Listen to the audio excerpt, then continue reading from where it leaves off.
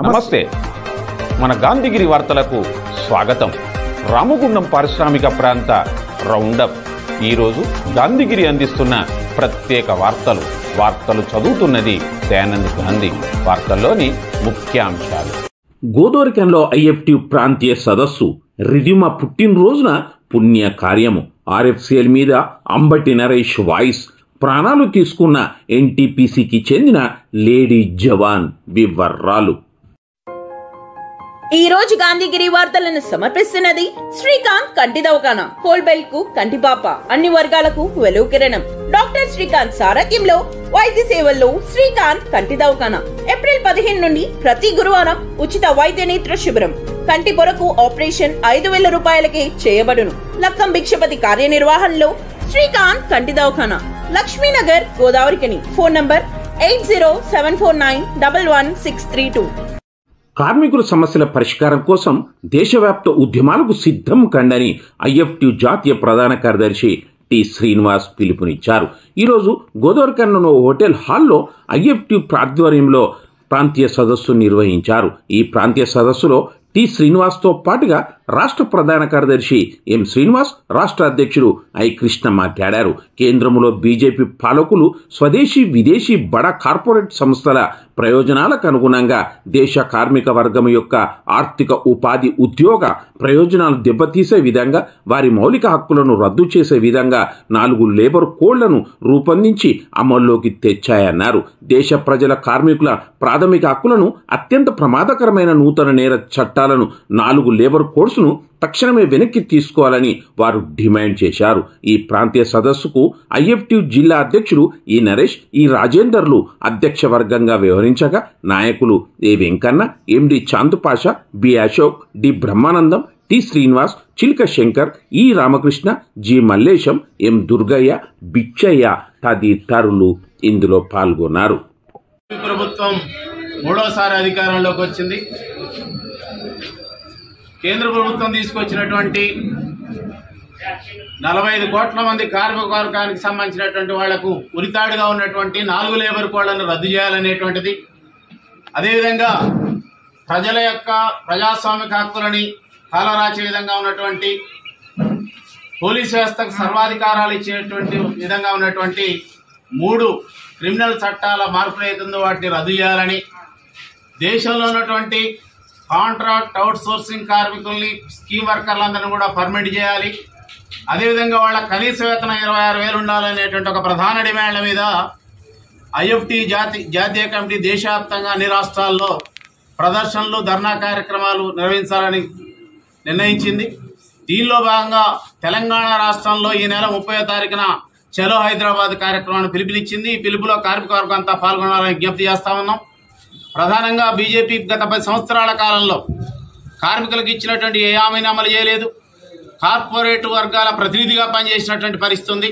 ప్రభుత్వ రంగ పరిశ్రమలను మొత్తం కూడా కార్పొరేట్ రంగానికి అప్పచెప్పింది.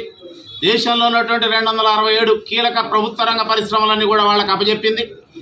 అదేవిధంగా మొత్తం స్కీమ్ వర్కర్లని వాళ్ళందరినీ కూడా కనీస వేతనాలు కూడా అమలు చేయనటువంటి ఒక పరిస్థితి ఉంది. వాళ్ళు దేశంలో 36 లక్షల మంది ASHA, anganwadi, mid day meals కార్మికులు ఉన్నారు.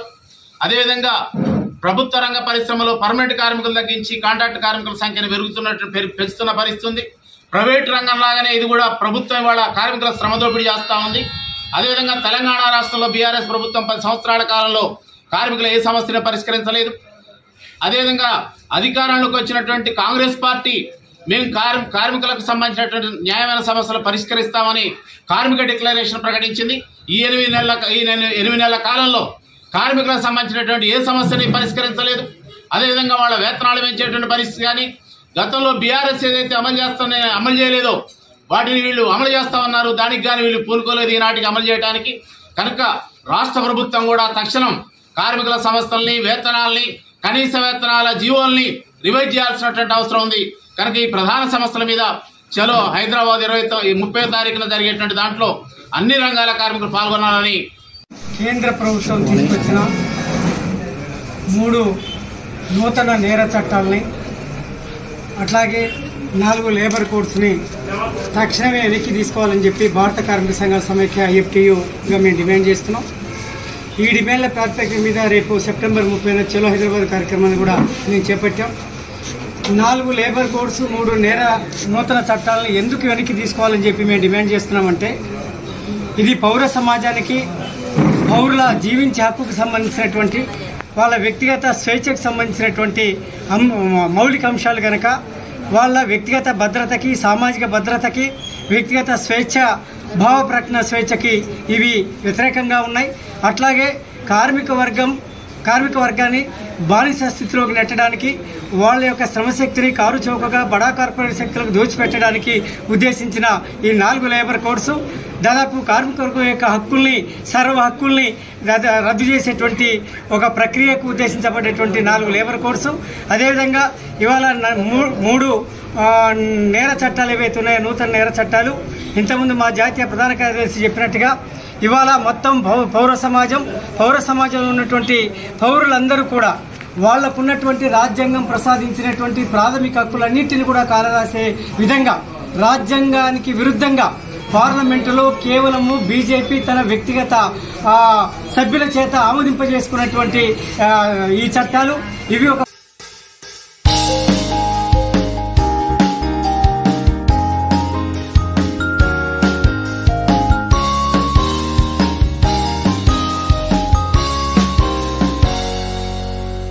చిన్న వయసులో పెద్ద మనసును చూపించింది.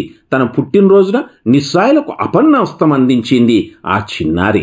మహిళా నేత మూల విజయారెడ్డి, భాస్కర్ రెడ్డి మనమరాలు, హైదరాబాద్లో ఉండే ఉదయ్ రెడ్డి, స్వాతిరెడ్డి ముద్దుల కూతురు రిధిమా రెడ్డి పుట్టినరోజు సందర్భంగా ఈరోజు పలు సేవా కార్యక్రమాలను గోదావరికరంలో నిర్వహించారు. జ్యోతి గాంధీ ఫౌండేషన్ నిర్వహణలో పేదింటి పిల్లలకు నోటుబుక్కులు, పాకెట్ మనీని, పెద్దలకు బియ్యాన్ని రిధిమ చేతుల మీదుగా అందించారు. అలాగే అమ్మా పరివార్ పిల్లల సంరక్షణ కేంద్రంలో అన్నదాన కార్యక్రమాన్ని నిర్వహించారు.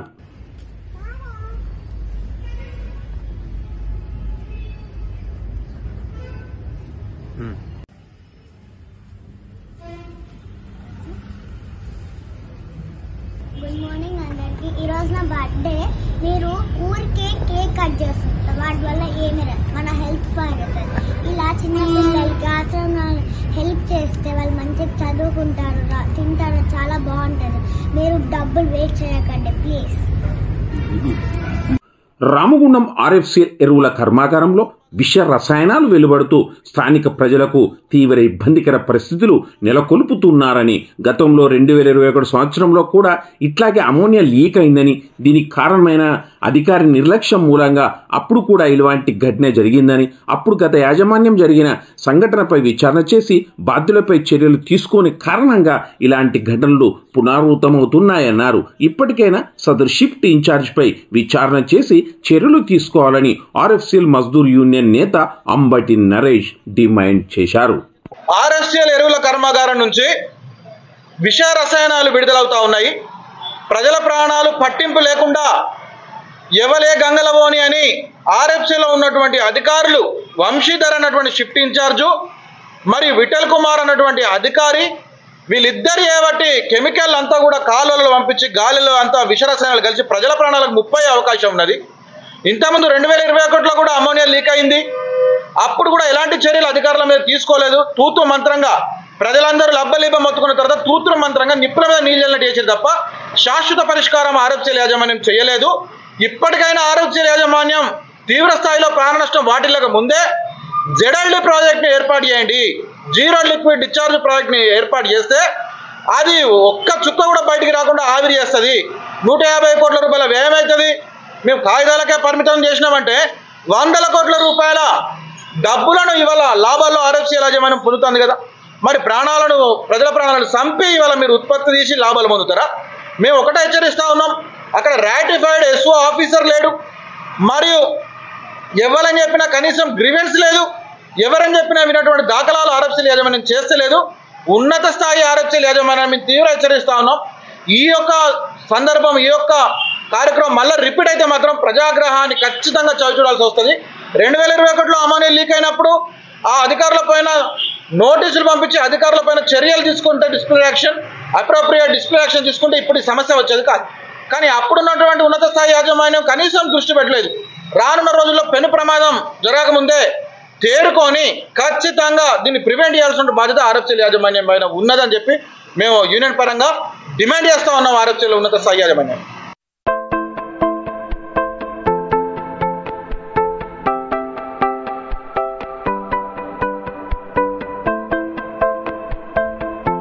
కన్న కూతురు చూస్తూ ఉండగా ఆ చిన్నారి కండ్ల ముందే ఓ తల్లి ప్రాణాలు తీసుకున్న ఘటనతో ఈ ప్రాంతం విషాదంలో నెలకొన్న క్రమంలోనే మరో సంఘటన ఈ ప్రాంతాన్ని ఈరోజు కలిచివేసింది. తొందరలోనే సెలవు మీద మళ్ళీ వస్తాను డాడీ, మమ్మీ అంటూ ఆనందంగా ఈ నెల 1న చెప్పి ఇక్కడి నుంచి వెళ్ళిన ఒక్కగానొక్క కూతురు కానరాని లోకాలకు బలవంతంగా వెళ్ళడం ఆ తల్లిదండ్రుల కడుపు కోతను మిగిలించింది. వారు కన్నీరు మున్నీరవుతున్నారు. ఎన్టీపీసీ సుభాష్ నగర్కు చెందిన బల్ల సుబ్రహ్మణ్యం వెల్డర్ షాప్ నిర్వహిస్తూ ఉన్నారు. ఇతనికి భార్య సరస్వతి, ఒక కూతురు, 3 కొడుకులున్నారు. కూతురు 3 సంవత్సరాల క్రితం బార్డర్ సెక్యూరిటీ ఫోర్స్లో జవాన్గా పనిచేస్తూ ఉంది. 3 నెలల క్రితమే వేరే ప్రాంతం నుండి గుజరాత్ రాష్ట్రంలోని గాంధీనగర్ దంతివాడ క్యాంపులో గంగా భవాని విధులు నిర్వహిస్తూ ఉంది. గత నెల 5వ తేదీ నుంచి ఈ నెల 1 వరకు పొడిగింపు సెలవు మీద రాఖీ పండుగ కోసమని గంగా భవాని ఎన్టీపీసీకి వచ్చింది.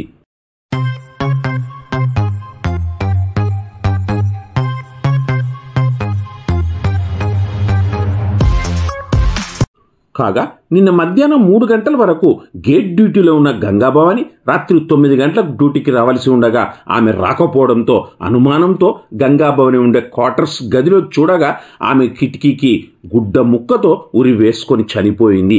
ఈ ఘటనకు ఖచ్చితమైన కారణం తెలియరాకపోగా డ్యూటీలో పని ఒత్తిడి విపరీతంగా ఉందని, నిద్ర సరిపోవడం లేదని తల్లిదండ్రుల దగ్గర గంగాభవాని వాపోయినట్లుగా తెలుస్తోంది.